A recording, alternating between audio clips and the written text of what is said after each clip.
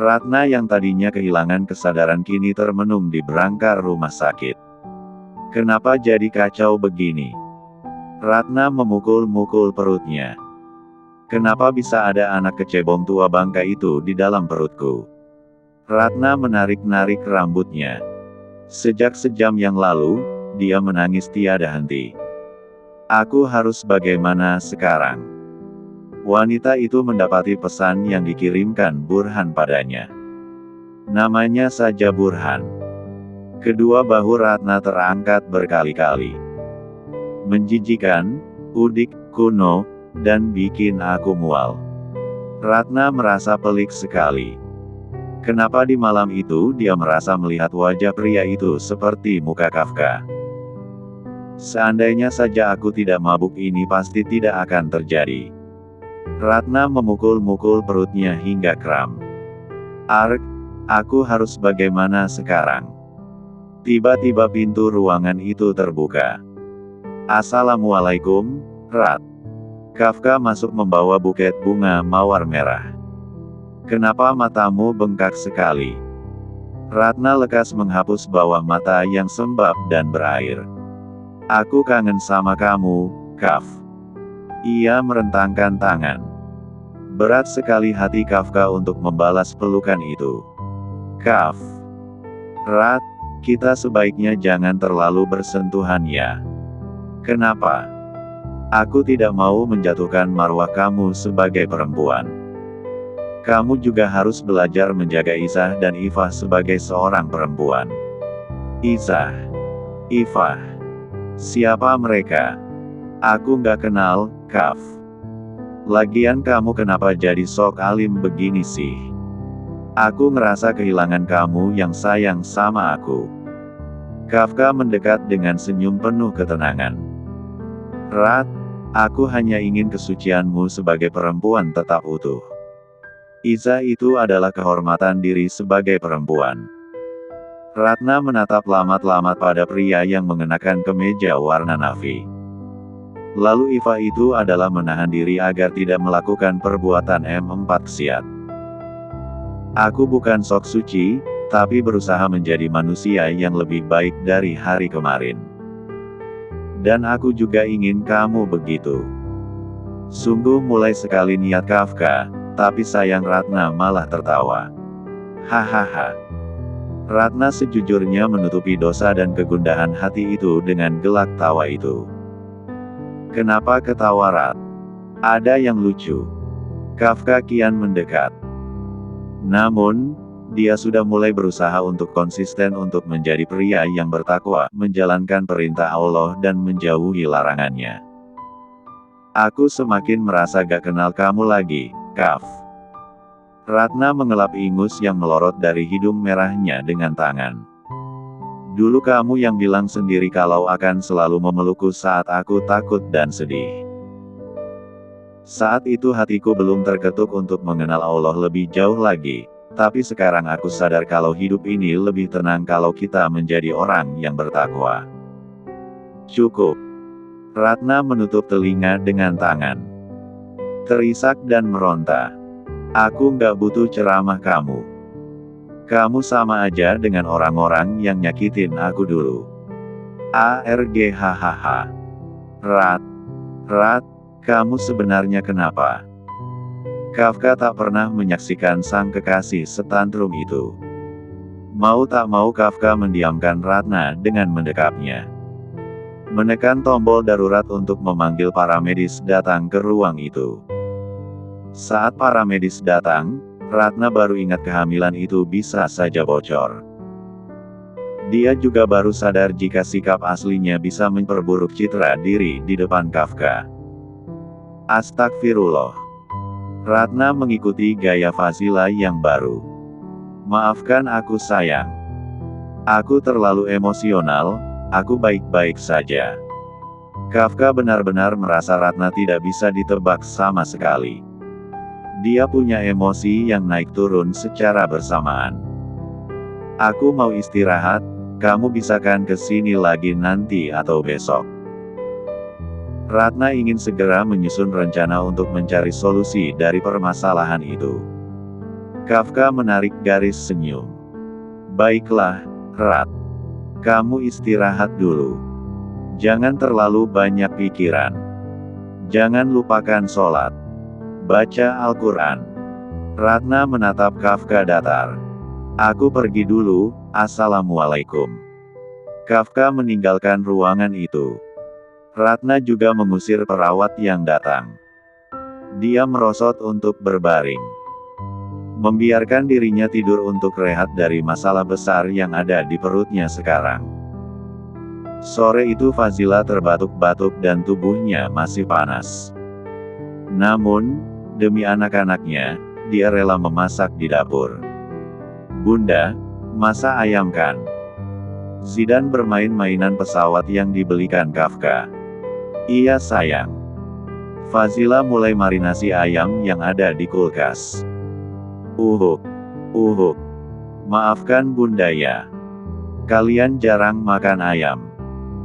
Mata indah Fazila berair, mengingat betapa dirinya harus berhemat demi kesembuhan Wildan. Sayang, Bunda minta tolong boleh? Minta tolong apa Bun?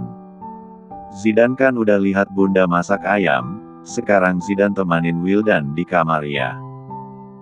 Siap Bunda, Zidan cuma mau lihat Bunda masak ayam saja. Soalnya bosan makan telur. Usai mengatakan itu, Zidan meninggalkan Fazila. Fazila merasa kakinya tak bisa lagi berdiri. Uhuk. Ya Allah kuatkan aku harus sehat demi anak-anakku. Kalau nggak ada aku siapa yang jagain mereka? Ketakutan yang dipicu oleh setan mulai merasuki pikiran Fazila. Dia menjadi membayangkan kalau Kafka tahu dan mengeksekusi dua anaknya. Astagfirullah, ya Allah. Jauhkan aku dari pikiran seperti ini. Fazila segera menyibukkan diri memotong bawang merah dan putih. Fazila tahu betul ketika sendirian seseorang akan dihadapkan dengan pikirannya. Saat sendiri itulah kadang orang-orang mengingat hal yang buruk. Maka muncullah keputusan yang salah dan merugikan si pemilik pikiran. Hasbunallah wa ni'mal wakil, berkali-kali Fazila mengucap zikir itu untuk menumpas pikiran was-was itu. Dari arah luar sana, terdengar orang yang mengetuk pintu. Assalamualaikum, Faz. Suara Maryam, wanita yang telah melahirkan Kafka itu terus memekik. Waalaikumsalam. Fazila lekas mengambil hijab hitam dan mengenakan cadarnya. Ketika tiba di depan pintu, Fazila langsung dipeluk Maryam. Anakku. Maryam menumpahkan tangis ke bahu Fazila. Benar kamu sakit? Tante tahu dari mana? Fazila memperhatikan beberapa tas belanjaan yang dibawa Maryam. Mana cucu-cucu mama? Mata Maryam begitu atraktif mencari keberadaan anak-anak tampan itu. Ayo masuk dulu. Fazila membawa wanita yang mengenakan abaya putih itu. Ya Allah nak, tangan kamu keringat dingin. Maryam menempelkan tangan ke jidat Fazila. Nah, badan kamu juga panas. Ini cuma demam biasa kok, Tan. Fazila membawa perempuan itu duduk lesehan di tikar permaidani merah. Maryam memperhatikan ruang tamu super sederhana itu. Dia tahu betul kalau Fazila dulu hidup bergelimang harta. Kamu bisa tinggal di rumah seperti ini, Faz. Bukannya maksud mama menghina, tapi mama tahu kamu dulu bagaimana. Itulah hidup, Tan, tapi jujur aku merasa ini saja sudah aku syukuri.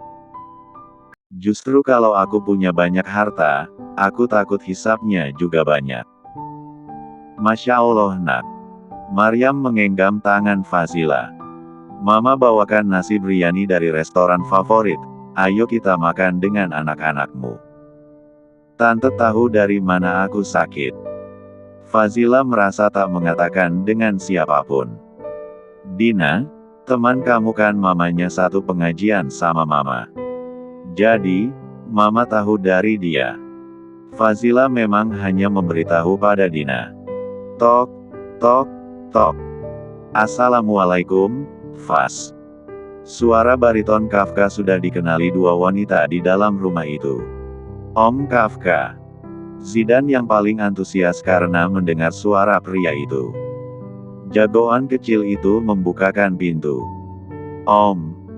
Dia memeluk pinggang Kafka. Kafka terperanjat saat mengetahui sang ibu ada di rumah itu juga.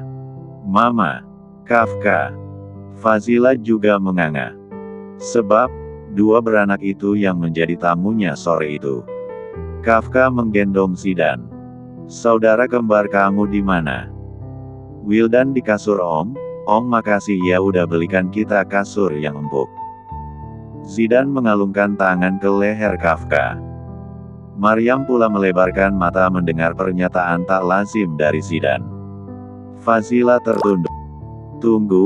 Tunggu, sebenarnya hubungan kalian apa? Maryam rasa sikap Kafka lebih dari sekedar atasan dan bawahan. Hubungan bagaimana Tan? Fazila masih tertunduk. Pak Kafka memang baik sekali dengan anak-anak saya. Kafka kesini cuma memastikan Fazila tidak bohong, ternyata benar, dia memang sakit. Kafka duduk di dekat sang ibu. Mama jangan mikir yang macam-macam. Astagfirullah. Fazila baru ingat ayam yang baru saja dimarinasi. Saya ke dapur dulu ya Pak, Bu. Lagi masak ayam. Biar aku saja. Seru Kafka. Pak. Hah. Fazila mendongak. Nggak usah. Ini perintah. Kafka dengan wajah angkuh itu pergi ke dapur. Maryam pula mesem-mesem. Udah. Gak usah disusul.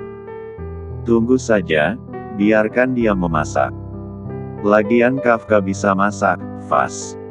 Tapi Tan. Tenang saja, dia sudah banyak berubah sekarang. Fazila hanya bisa pasrah dengan kedatangan dua beranak itu. Kamu sudah minum obat. Maryam membawa tangan Fazila untuk digenggamnya. Atau nanti tunggu Kafka masak. Iya. Faz. Maryam duduk lebih dekat dengan Fazila. Kamu lihat kan bagaimana Kafka sudah lebih dekat sama Allah sekarang. Fazila hanya menyoroti setiap maksud dari ucapan wanita paruh baya itu. Mau sampai kapan kamu merahasiakan anak kembarmu dari Kafka? Fazila sulit memberikan pernyataan. Kafka sudah lebih stabil sekarang. Kamu harus tahu, dia diguna-guna sama si iblis, Ratna itu. Tolong Mama. Selamatkan Kafka ya. Berat sekali Fazila untuk melafazkan kata yang sudah ada di pikirannya. Mama nggak mau ngelihat kamu menderita begini. Mama juga rasanya sulit buat menjaga rahasia ini. Fazila menarik napas panjang. Tante, nggak ada garansinya kalau aku mengatakan yang sebenarnya, Kafka akan baik sama aku dan anak-anakku. Tapi dengan kamu merahasiakan ini, kamu hidup dalam rasa tersiksa bukan? Fazila tersenyum lewat mata hazelnya. Insya Allah, kami cukup Tan. Asal bisa beribadah, itu sudah cukup untukku. Aku takut dengan kemungkinan terburuk kalau Kafka tahu. Maryam semakin erat menggenggam tangan Fazila. Sayang, Mama tahu kamu punya trauma dengan masa lalu. Rasa sakit dan kebencian, tapi kamu juga harus mempertimbangkan apa yang dikatakan Mama tadi. Fazila masih sulit menanggapi keinginan Maryam dengan kata yang tepat. Kamu bisa mulai menilainya dari sekarang.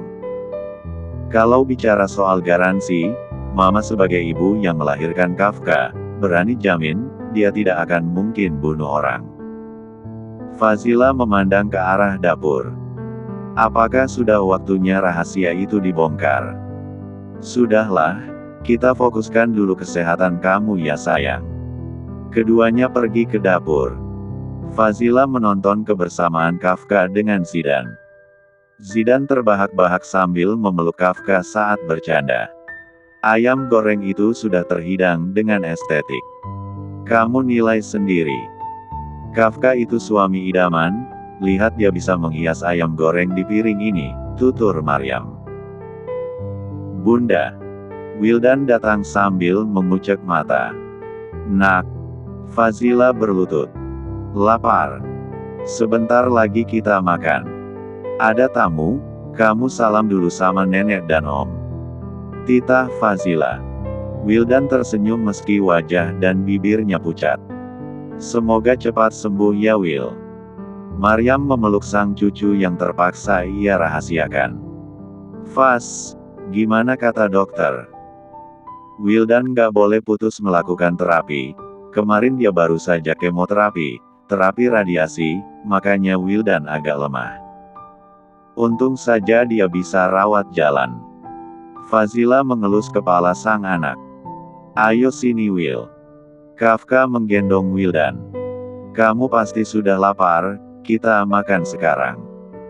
Seorang CEO seperti Kafka dengan sukarela makan dengan duduk lesehan di dapur.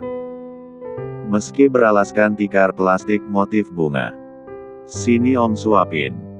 Kafka begitu tulus menyuapi Wildan dengan tangannya. Fazila menyaksikan apa yang Kafka lakukan. Mengingat ucapan Maryam yang mengatakan untuk menilai Kafka. Azan maghrib berkumandang. Masya Allah, enggak terasa ya.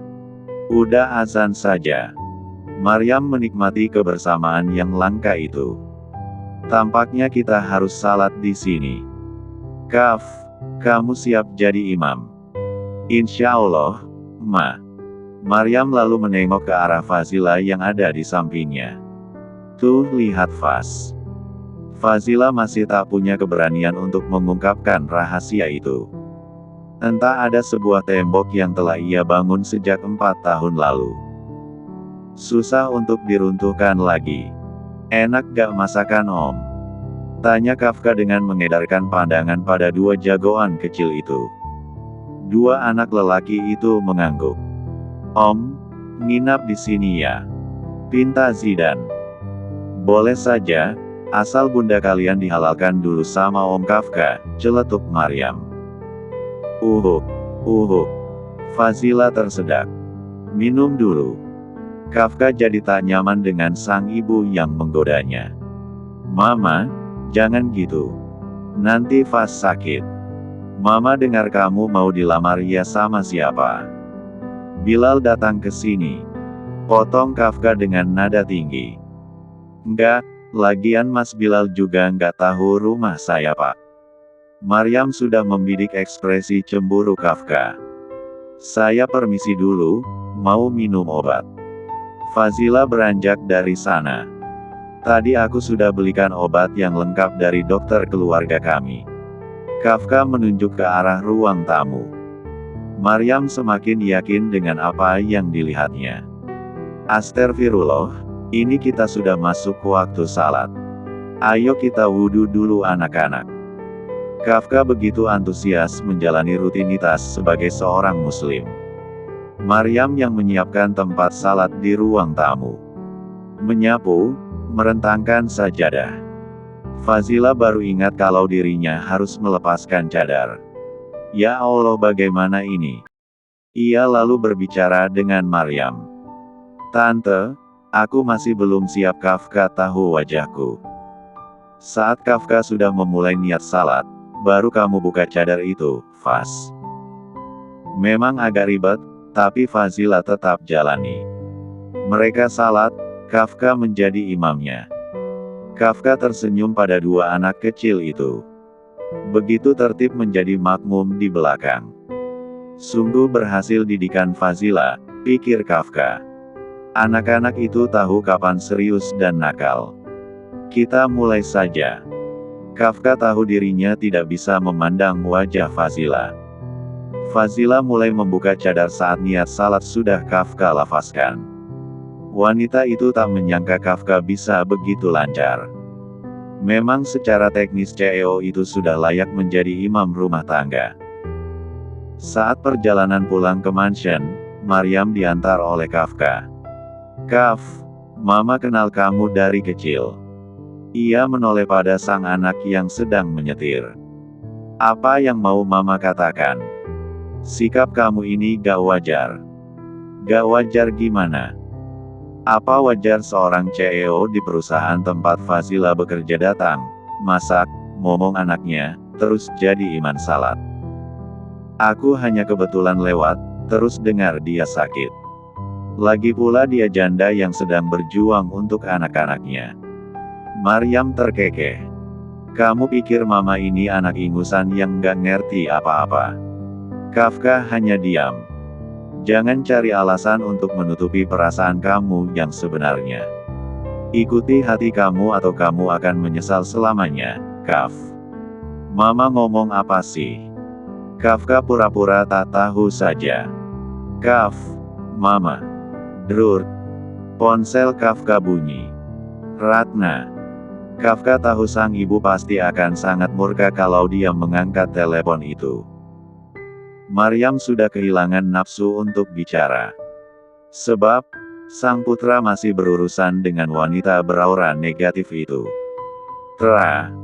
Keesokan sore harinya, Fazila mengajar di. Ada pria yang sudah memantau Fazila dari luar. Usai mengajar, Fazila keluar dari ruangan. Faz, gimana keadaan kamu?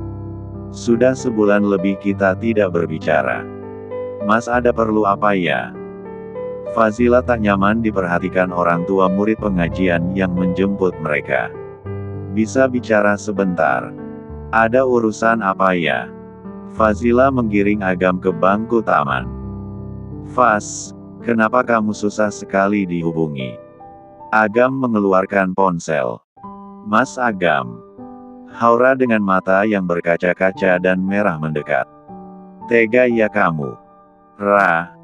Fazila tak tahu apapun. Kamu bilang hubungan ini harus segera dihalalkan. Kamu bilang mau lamaran kita dipercepat. Tapi apa sekarang? Kamu malah ketemuan sama Mbak Faz. Fazila terbelalak mendengarnya. Aku kecewa sama kamu Mbak. Aku sudah terlanjur seperti ini, tapi kenapa aku baru tahu kalau kalian punya? Kamu salah paham. Haura tak mau mendengar penjelasan Fazila. Dia meninggalkan tempat itu. Haura tunggu. Fazila hendak mengejar, tapi dia melihat sosok yang lebih menarik. Agam masih mematung di sana. Mas Agam, kejar dong Haura. Nanti dia salah paham.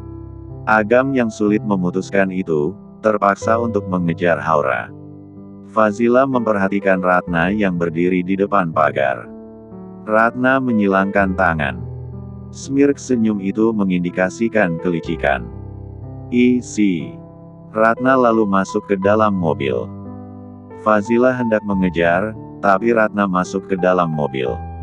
Tadi tonton yang menarik. Ratna yakin bisa menghancurkan Fazila lewat Haura.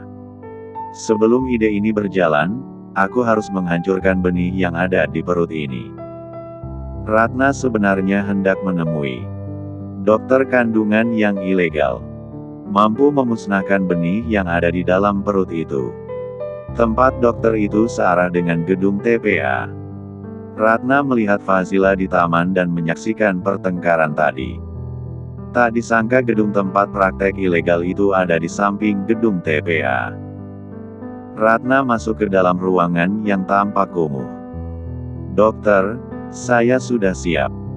Lagi pula usia kandungan ini masih sebulan. Ratna muak memandang perut itu. Transaksi ini tidak boleh ada yang tahu. Kami sudah melakukan praktek ini selama 20 tahun.